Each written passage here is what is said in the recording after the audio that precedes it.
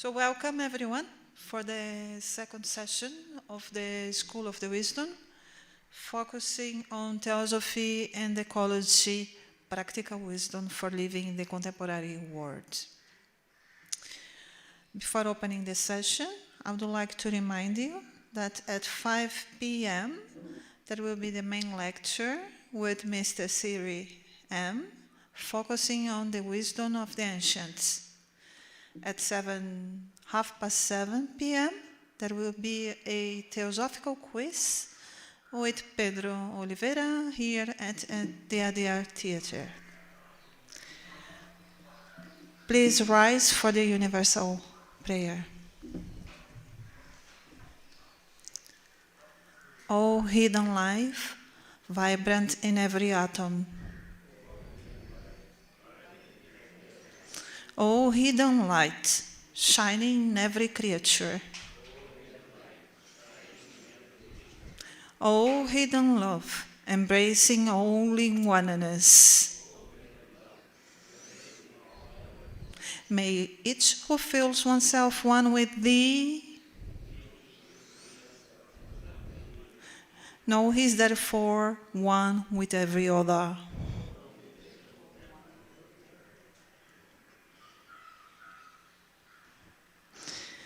Now it's my honor to introduce Dr. Radha Raghunathan, who will be talking about creation and the sacred divine and Advaita approach to ecology.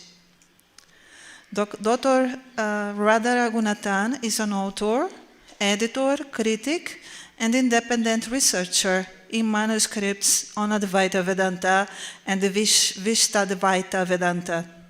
She studied Advaita Vedanta for nearly 2 decades under His Holiness Swami Paramarthananda Sarasvati, a disciple of Their Holiness Chinmayananda Sarasvati and Dayananda Sarasvati. Dr. Radha Raghunathan holds MEA degrees in Indian philosophy, Sanskrit and English, and a PhD in Indian philosophy from the University of Madras. She has published articles and books on Advaita and the Advaita Vedanta and presented papers at various seminars. She serves as Honorary Director and General Editor at the Adyar Library and Research Center since November 2019. Dr. Radha, thank you very much and welcome. Please, the word is yours. I would like just to remind that after the presentation, we will open for questions, and also to welcome all of you who are online with us. ॐ देवा मनुष्याः पशवः पक्षी वृक्ष सरीसृपाः रूपमेतदनन्यस्य विष्णोर्भिन्नमिव स्थितम् एतद्विजानता सर्वं जगत्स्थावरजङ्गमं द्रष्टव्यम् आत्मवद्विष्णुः यतोऽयं विश्वरूपदृक् नमः समस्तभूतानां आदिभूताय बुभृते अनेकरूपरूपाय विष्णवे प्रभविष्णवे. I'll give you the translation of my prayer today. Om. This form as the divine beings, human beings, animals, birds, trees, and serpents stands as though different from the eternal, all-pervading Lord. Since this all-pervading Lord is the sustainer of all the forms, that is of the entire universe. The entire universe, movables and immovables, must be seen as the self by one who understands this truth. Salutations to the original cause of all the beings, to the sustainer of the earth, to the one consisting of many forms, to the all-pervading Vishnu, to the Lord, my Master. In fact, this is echoed in what Annie Besant says, there is no other in the world. We all are one. Each is a separate form, but one spirit moves and lives in all. So, before I begin my talk, I would like to thank the President, Mr. Tim Boyd, this International Secretary, International Treasurer, Sister Erica, the Director of SOW, all the delegates who are present here, all the delegates who are watching online, and all those people who have organized and are supporting this convention, especially this event today. It is my great pleasure to talk to you all on a subject which is very favorite to me, an Advaitic approach. And Advaita comes nearer to all that is encompassed in Theosophy. Rather, Theosophy draws a lot from Advaita Vedanta, especially when we talk about oneness as the ultimate truth. Now, all theistic religions and cultures, they acknowledge the mutual interconnectedness of human being, universe, and God. And all atheistic schools also talk about interconnectedness between human beings and the universe. And also we have the cultural and religious practices of Hinduism, particularly the Vedic schools, which have held this mutual interconnectedness of the human being, universe, and God as one warranting divine reverence. Therefore, every animate or inanimate being that we know, that we interact with, that we don't know, that we don't interact with, all of them represent divinity. And therefore, every being in creation has to be approached and transacted with a reverence. And in this, I propose to present an Advaitic approach to ecology on creation as the sacred divine. The topic of my presentation is creation as the sacred divine, an Advaitic approach to ecology. Now, Advaita Vedanta is a holistic vision, darshana. Normally, it is termed as a philosophy, but in the Indian context, all that we talk about as philosophies from India are visions of great souls, of great seers, and they are termed darshanas. So the translation, the nearest translation to darshana is vision. And Advaita Vedanta is a vision, a holistic vision, based on the Upanishads. These Upanishads form the final portions, rather the philosophical portions of the Vedas. And the primary inspiration for my paper today was a term, Tat Jalan. I repeat, Tat Jalan. In English, I would give the spelling as T-A-J-J-A-L-A-N.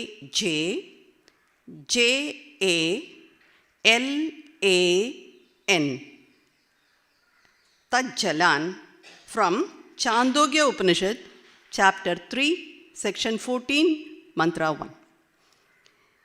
And the primary source for my presentation today would be from 3 texts, namely the Brahma Sutras, the Bhagavad Gita, and Srimad Bhagavata Purana.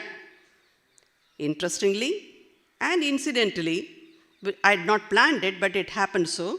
All these 3 texts are by Vyasacharya. And this Vyasacharya is hailed as an incarnation of Lord Vishnu. He is hailed as Vyasaya Vishnu Rupaya Vyasa Rupaya Vishnave. He said, the shloka goes that Vyasa is Vishnu, is a form of Vishnu, and Vishnu is Vyasa. This is how he is respected and revered in tradition. And today, it incidentally happens to be a day called Vaikunta Ekadashi, which is dedicated to Lord Vishnu. Just as we have Maha Shivratri dedicated to Lord Shiva, this day in the year, Vaikunta Ekadashi, is dedicated to Lord Vishnu. And it is a very important day for all Vaishnavites all over the world. Anyway, so let me come back to my talk. Now, regarding this interconnectedness with all the beings, interconnectedness with the creation that we experience and interact with. There have been many secular theories. Before I go on to the Advaitic approach, let me give a background as to that there are secular theories also, and how there is a Vedic, overall Vedic view also, and then specifically how Advaita Vedanta approaches this. Now, among the secular theories, we have many, but what has gained great popularity, at least three theories have gained great popularity. One is called the Gaia hypothesis, and it is by an atmospheric chemist called James Lovelock and the evolutionary biologist Lynn Margulis. Now, what this Gaia theory it establishes is that even humble and tiny organisms like the sea algae of coccolithophore and cyanobacteria, they play a crucial role to maintain the regulatory feedback to the earth. And this in turn allows the living beings on earth to maintain their homeostasis by way of getting more oxygen to breathe. This is, I'm just condensing it to the simplest form. Gaia theory is much larger than what I'm saying. But for them, this word Gaia means the mother's nature of earth, and they liken the earth to a mother. And another important theory, very popular theory, is deep ecology by the Norwegian philosopher Arne Naes. Now, Arne Naes, his basic premise is that all beings, whether they are insects or worms or viruses or pebbles, mountains, rivers, and whether they are of any benefit at all to human beings, all of them have certain basic moral right and legal rights to live and flourish. And then, very, very popular is the Skoulimowskian eco-philosophy. Yesterday, we saw Linda Oliveira talk about Skoulimowski. And for those of you who may be interested, the TS of America had interviewed him, and that interview is available on the YouTube Theosophical Classic series. He was interviewed in 1992. And he took a communitarian worldview and said this has to be treated as ecological humanism. He said, Earth is a temporary dwelling place for man who is a guest here. So he should not behave like a conquistador, that is, people who just, in Spain this happened, those people would come, settle down, and then assert their rights there. But man should take utmost care of the world as its steward. And in this, he was greatly influenced by the Eastern philosophies. And he considered the cosmos as a benevolent one, incorporating all stages of evolution. And later on, he expanded his theory to say that it is all based on light, and he came up with a theory called a luminarchy. And he said, we will be progressing towards the age of light. That is what luminarchy is. So these are some very, very popular secular theories on ecology that is still prevalent and discussed widely. Now, when we come to the religious views, all major religions of the world have their worldview, especially of creation.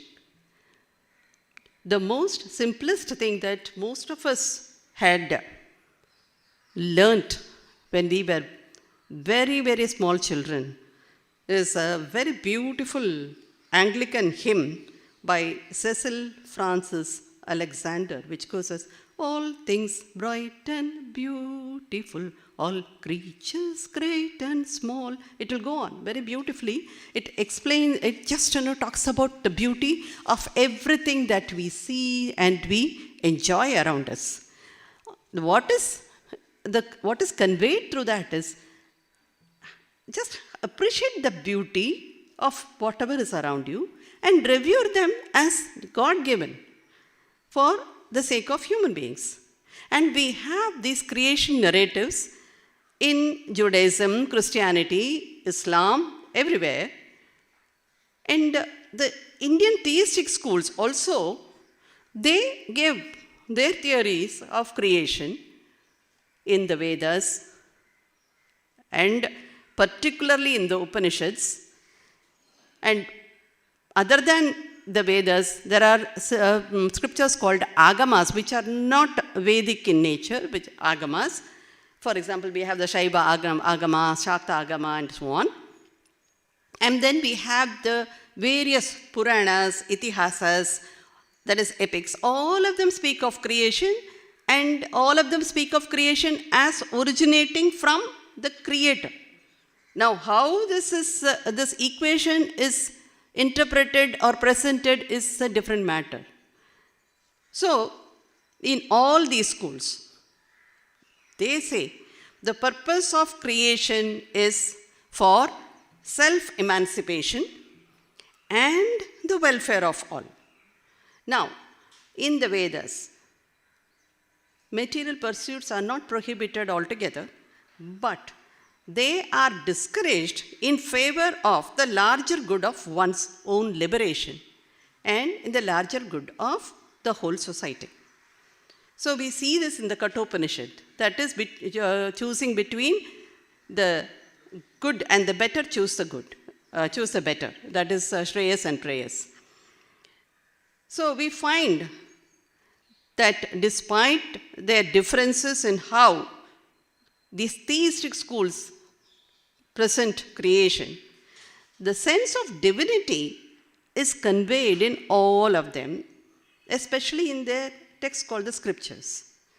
And all of them insist that the purpose of creation is for the well-being of all human beings and final emancipation. And this approach applies to, this approach of divinity applies to the Vedic viewpoint also. So, when we look at the Vedic viewpoint, we have several texts, several hymns called the Suktas, and especially the Bhumi Sukta. Bhumi means earth.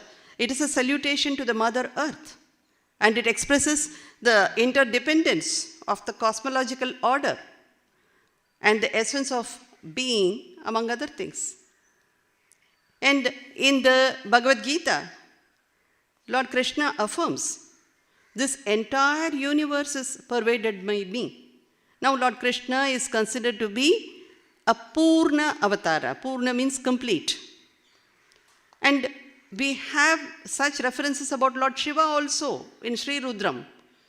In one of the hymns, he is talked of as Nadya, as the river, as the Lord of the river, as the one who is in the form of the river. And every day, as a practice, we begin the day, the moment we wake up and start putting our foot down first onto the earth, we begin the day with an apology to Mother Earth. And I'll give you the meaning, not the whole hymn. The meaning of that prayer is, O Goddess Earth, who is clothed with the ocean, whose bosom is the mountain ranges, who is the consort of Lord Vishnu, my prostrations to you. Please pardon my feet touching you. This is what the first prayer is when we wake up before we put our feet down on earth.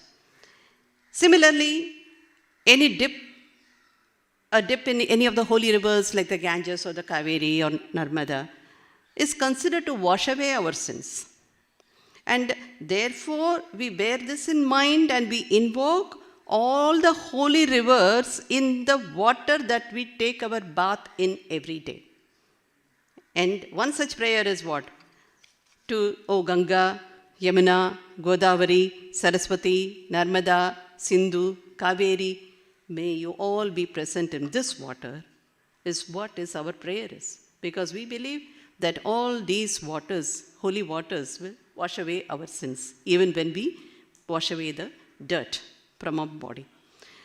And there are also explicit statements in the scriptures which ensure that natural resources should not be disturbed unduly, they should not be polluted, or they should not be used indiscriminately. And for example, it says, do not urinate or defecate in waters. Do not spit in the waters. These are kind of this one that is given. Recently, I don't know how many of you read in the papers that one of the drinking water tanks was found mixed with human fecal matter, and that is being investigated upon as to how it can happen. But this is what it says. And in one more place, in one more scriptural statement, it says, the water should be pure enough for a cow to drink. This is the kind of purity of our resources which are being insisted upon. This preservation of a clean environment is being insisted upon. So, in this manner, small prayers like this are reminders for us that everything in creation is divine, and therefore they must be appreciated with a sense of humility and responsibility of preserving the purity and sharing with all other beings. And such an attitude of awareness would deter one from exploiting the natural resources for personal gains. And now let me go into the Advaitic approach towards ecology. Now, it is the Advaitic view that there is no truth or reality other than Brahman. Now, the canonical triad of texts for Advaita Vedanta are the Upanishads, the Brahma Sutras, and the Srimad Bhagavad Gita. And all these texts, they enumerate the nature and the innumerable and irreplaceable, incomparable glories of Brahman.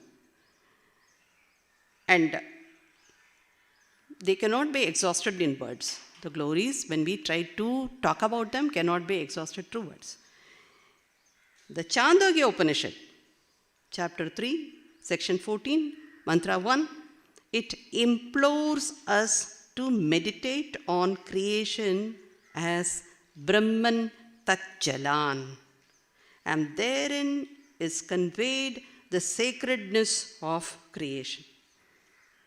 In his commentary to this particular mantra, Shankaracharya explains the formation of this term Tat Jalan.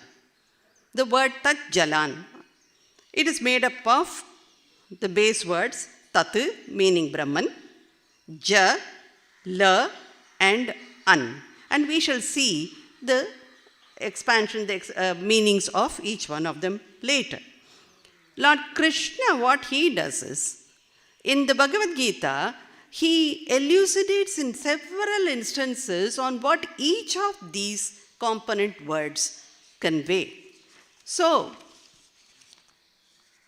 what we see in all these is, we come to appreciate the myriad forms and names of creation as a glory of the divine, and we begin to respect one's very environment as sacred divine.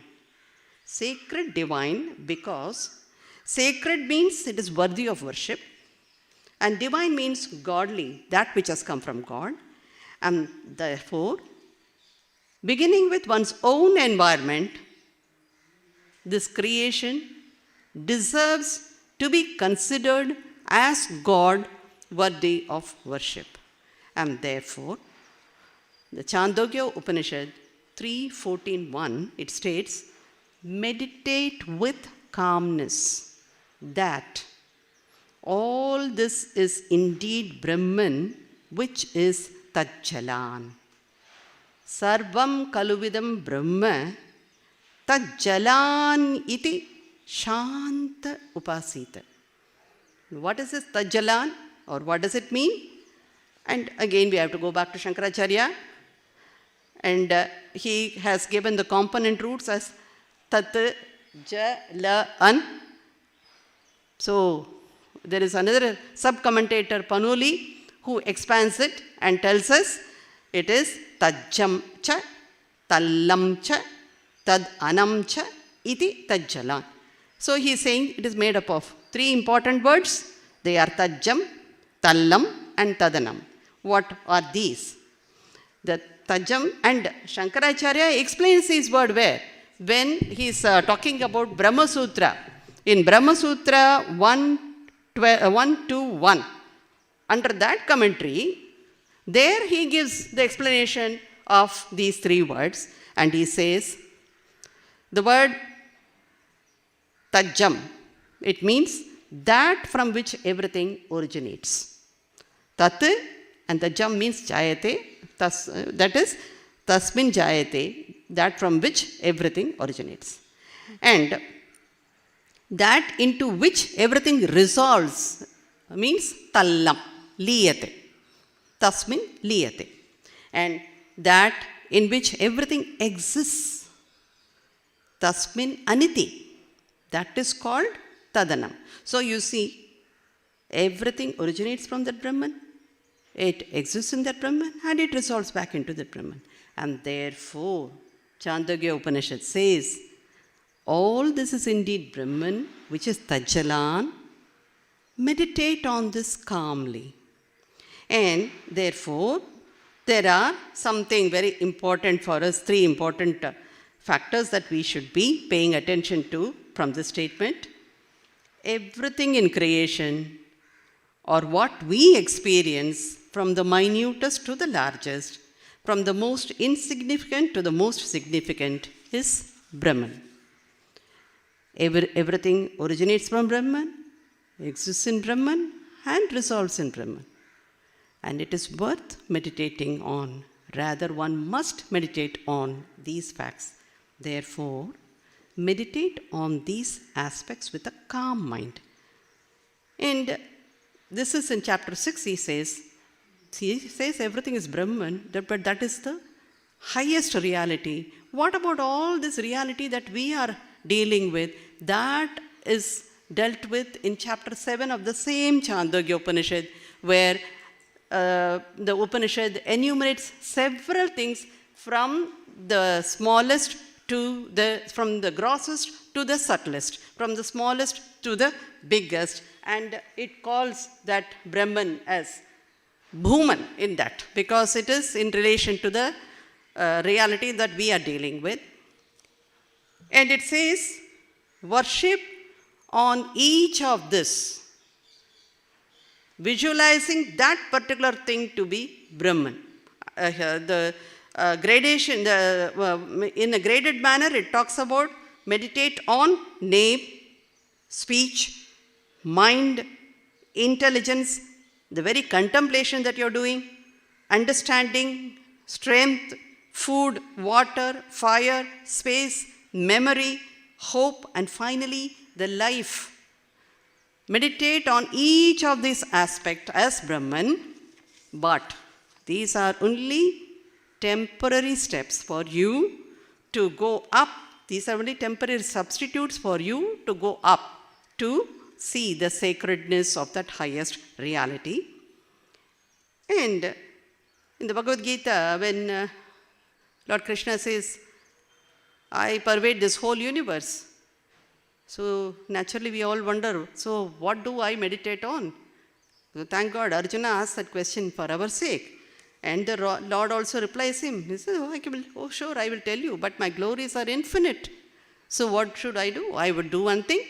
I will only mention you those which are preeminent.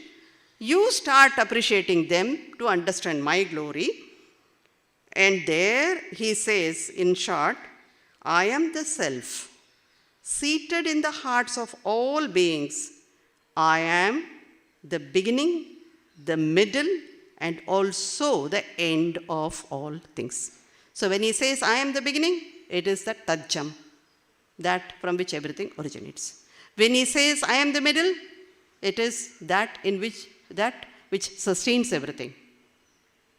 And when he says, everything resolves in me, that I am the end, that is that into which everything resolves, that Tadanam. So these are the three things as to how Krishna enumerates in the Gita.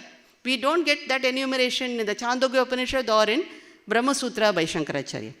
So what we should know, and what Krishna says is, whatever being is glorious, prosperous or powerful, may you know that to be an amsha of me. Amsha has a very profound meaning. It has been interpreted by so many authors differently.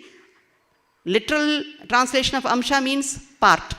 So does it mean that whatever we see is only a part of the Lord? Possible.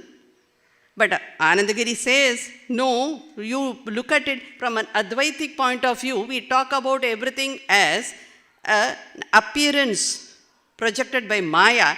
So, and this Maya is indescribable, whether it exists or doesn't exist. And what is it? It has the three gunas, that much we know. But since it is not permanent, we have that indefinable nature of Maya. Therefore, this subcommentator Anandagiri, he says, you understand Amsha to be the illusory form created by his own will. And therefore, we see the Lord, the whole creation, as an appearance of the Lord. We can talk about it as a manifestation of the Lord. We can talk about the Lord himself, coming down as the creation. Either way, there is always this. And what about all those? Now the Lord also, in his Vishwarupa Darshanam, he shows Arjuna his wonderful form, his glorious form. His glorious form. But then we also have some unpleasant sights, unpleasant experiences that we go through. Does it mean these are all man-made, or these are divine? But how come they can be divine? Because the Lord says, I am everything in creation. And here the Lord, he gives his explanation. Say, I am everything. You look at all the moths entering you look at all these creatures entering my mouths. Several mouths he shows in the Vishwarupa Darshanam in the Bhagavad Gita. Look at all these beings. Some are getting crushed between his teeth. And he says, why? Because I am the world-destroying time, which has grown in stature and is now engaged in annihilating the creatures. So, we see this, that the same Lord can create something for us, the same Lord can withdraw everything also at His will.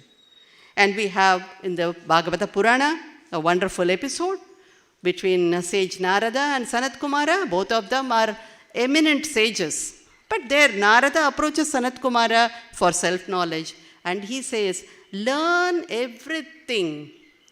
Sanat Kumara says, I have learnt everything from, or not Sanat Kumara, there is a story of an Avaduta, and that Avaduta says, I have learnt everything from this creature, from the creatures around me, and he gives 24 examples. I would finish it with just 3, connecting my talk to yesterday's talk by Linda Olivier, who talked about unselfishness, simplicity, and reverence.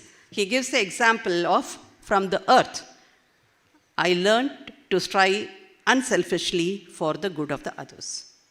From the honeybee, you collect only that much food as is necessary for your sustenance. And from his own body, he says, I learnt the lessons of dispassion and discrimination after going through the bodily sufferings. And according to Advaita Vedanta, this is how Brahman, the absolute reality, presents before us as this wonderful creation, and it appears as the creation, tat jayate.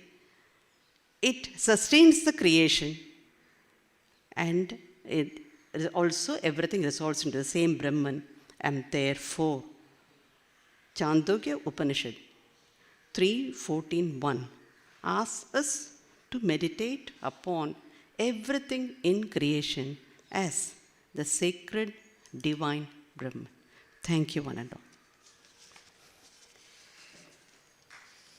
Thank you very much, Sister Radha, for such a wonderful presentation. We are now opening for questions. Do we have a mic to pass? Yes? Okay. Is there any question or comment, please?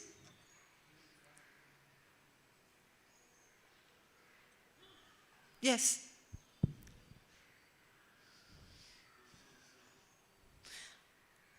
But what is the question, please? The question is, the oneness, we accept the oneness. But if philosophers and the scientists, the religious people have different viewpoint, and how, because of our action depends upon how we perceive. If different people perceive the universe in different way, how can we have the integrated view, or the view of oneness? Thank you. That is my question. Thank you very much, Sister Radha. Science, let us accept, deals with matter.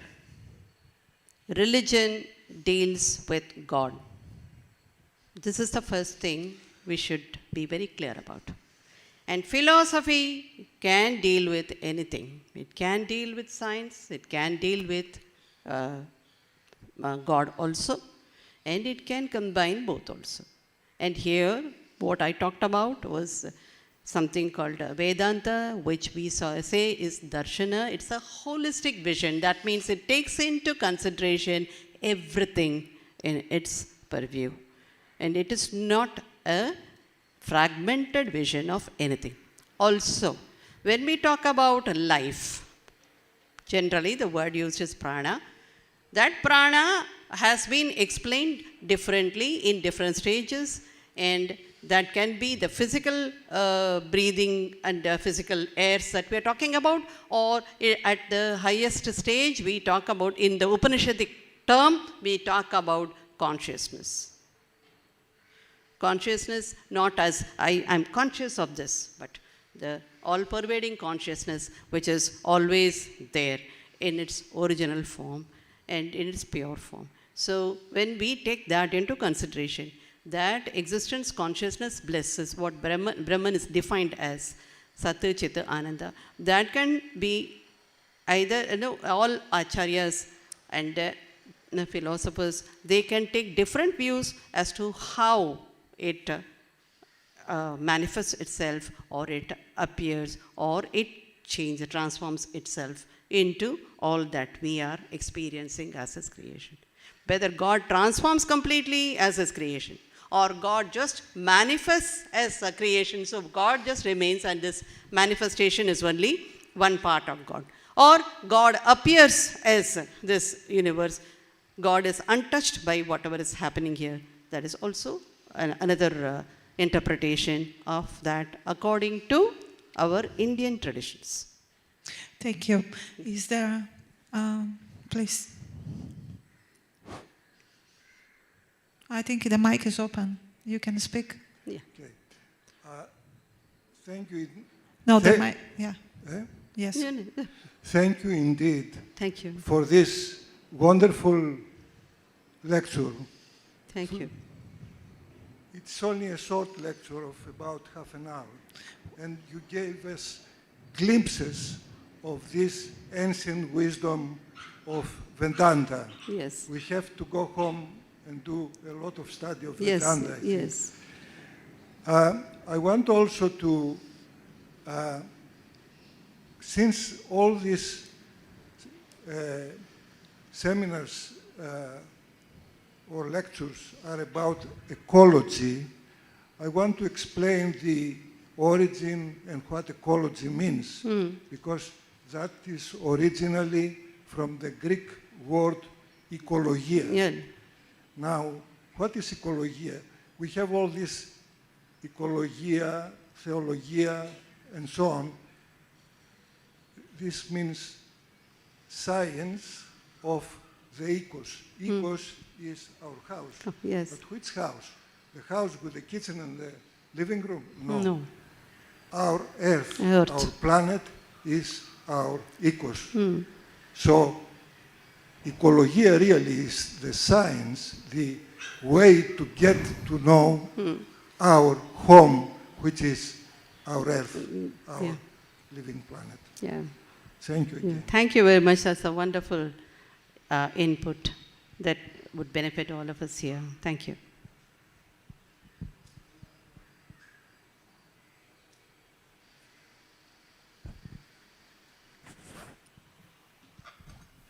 Can we ever achieve oneness in the way we are conducting ourselves?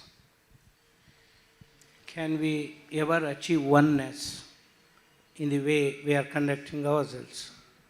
In what way are we conducting ourselves has been given there as to one example I gave is don't pollute the waters. That is one example. And another thing is when once we see all this explanation by Lord Krishna that I am everything, and he quotes, he says, I will only, as an example, I will tell you only the preeminent among each and every aspect of creation. So he says, among the waters, I am the Ganges, or among the mountains, I am this, or among all the rishis, I am so and so.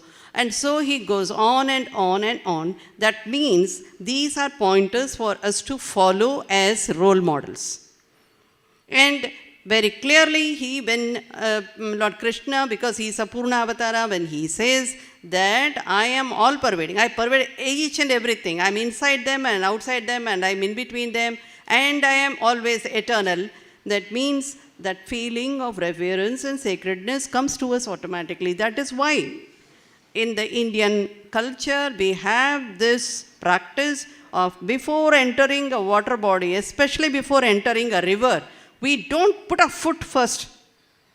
We approach it, we first do the namaskara, sprinkle our head with that water first, and then with a prayer, we enter it. That humility, that reverence for that river body is only because of these kind. There are several things, several suktas in the Vedas, which there is talking about how the rivers have to be revered, how the waters. I gave the example of just our simple bath water, how we can make it a sacred thing for our bath on our everyday basis. The way we conduct ourselves have already been told in so many texts. If we are able to access them and follow them, that should be enough. But we need not go too religious into that. The idea is to understand that all this is our responsibility and approach them with a sense of gratitude, because all this is given for us. Thank you. All right, we have 2 minutes more. Is there any question or comment? Oh yes, a last one. There is the lady there also, that we will give the word to you after. We don't have to be so British with the time.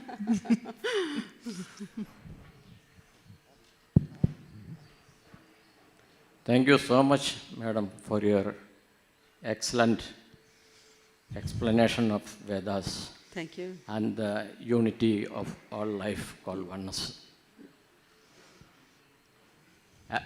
But as it is there is only one all-pervading source, that is God or God. The generator, operator, and destructor. All the three in one. We may call them as Brahma, Vishnu, Yes. or Shiva or Maheshwara. But they are the manifestations of that One God. supreme one, of that complete consciousness, Yes. that one consciousness. Yes. So, all the gods and goddesses, as we see in this Sanatana Dharma, they are the manifestations Yes. of that one. Yes. And they are given different duties to perform Yes. for the benefit of mankind, for facilitating approaching that supreme through various easier means Yeah. and climb up Yes. to the top. This is how I would like to add. Yes. It is not as a question. It is I think you agree. Yes, because that is exactly what is said in that Bhuma Vidya, chapter 7 of Chandogya Upanishad. Right. It goes in a gradations, starting from name to the final life, prana. And then it says, prana is not the highest. There is something higher than that, and that is Brahma. There is something still unknown. Yes, yes, Still unknown. yes, And even scientists have been struggling for so many centuries. yes, Scientists. yes, Day before yesterday, that IIT scientist who spoke, yes. he ended with that question. Yes. Started with that question. And he ended with Up to where we can go. yes, Okay. yes, So there is a supreme which is still unknown. yes. Science can go only till Thank you it very can- much. Sorry. Thank you very much for the Thank you. question. Yeah. Please, Thank you. Sister Radha. Yes. Yeah, please. Yeah, one The more lady behind, please answer. Yeah. Sister Radha? Yeah. Yeah, somebody was going to, one lady was going to ask the question. Okay. Yeah, we'll just finish it. Let's. Now we have a very special guest with us today. Who? It's a lost puppy. I have to try to find her mother. Must be somewhere in the campus. Yeah, next case. Thank you very much for the illuminating lecture. Thank you. It's really wonderful to hear about how nature is embedded so much in the sutras and the Vedas. And I'm wondering, with the current reality in India, I mean, this past year, India was listed at the very bottom of all nations in the Environmental Protection Index. And some of the most sacred places in India, such as the Ganges and the Yamuna, you wouldn't dare to drink from them, let alone let a cow drink from them. The Saraswati has all but disappeared. Yes. So I'm wondering, how can this disconnect be addressed? And why is there such a disconnect between the ancient knowledge and what we see happening in the everyday? The disconnect is because not everybody feels responsible. Not everybody subscribes to a philosophy of oneness. Not everybody wants to accept the sacredness or the divinity of everything. And most of them do not hesitate to get into any sacrilegious acts for their personal gains. Today, let me tell you, there is so much of industrial effluents being let out into the river waters, which feed most of our fields as well as our potable water. And it has become a Herculean task to find each one of those violators and bring them under check. This is because, it needs a concerted awareness.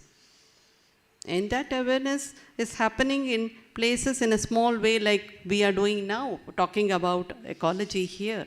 And we are a very small group. Just look at the number of people who are here. How many of us are really devoted to this particular topic of oneness? Not everybody will accept it. So, it is going to be quite a challenging task.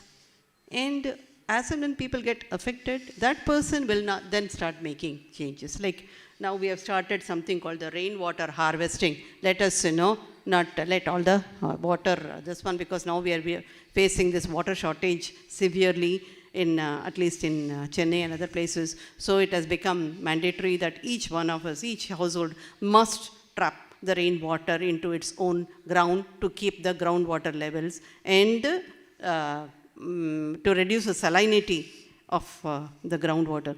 These people within TS will not realize it because it's such a vast expanse. It's almost a forest which can trap all the water underground. But if you just leave the campus and go outside, you would understand that there are only concrete buildings everywhere. So we are making every little effort to trap that small droplets of rainwater into our own households so that we don't have to starve from, water shortage So this awareness has to happen. We are making it, beginnings in very small groups. And let us hope that each one of us carries this message to those who we know and make it a bigger movement. Yes. That's the only way. Yes. Otherwise, it is quite a big challenge.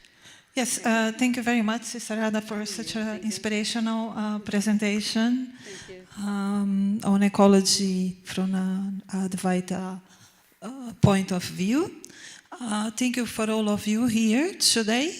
Tomorrow we will have our last session of the School of the Wisdom during this international convention. And I think the main message each one should carry within our hearts based on yesterday's lecture and today is that we have to be less anthropocentrical and have more reverence, respect for all forms of life. Thank you very much. I wish you a nice break and we will be back here today 5 p.m. again. Enjoy your afternoon.